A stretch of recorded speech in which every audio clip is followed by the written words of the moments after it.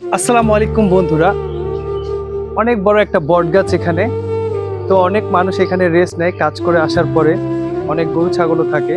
তো দুঃখের বিষয় হচ্ছে একটা জিনিস আপনাদেরকে দেখাতে চাই। আর সে জিনিসটা হচ্ছে এখানে একটা টিউবওয়েল ছিল। তো এখানে মানুষজন রেস্ট করতো, ঠান্ডা পানি খাইতো, গরু ছাগলদেরকেও পানি খাওয়াইতো। কিন্তু এই টিউবওয়েলটা চুরি করে নিয়ে চলে গেছে।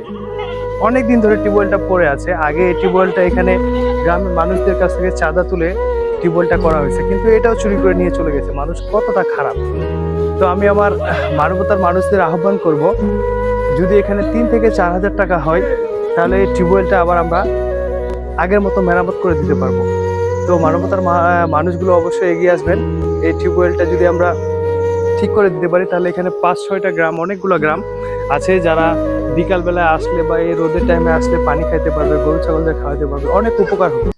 তো আশা করছি মানবতার মানুষগুলো একটু দৃষ্টি দিবে, এই টিউবওয়েলটা যেন আমরা ঠিক করে দিতে পারি। আসসালামু আলাইকুম।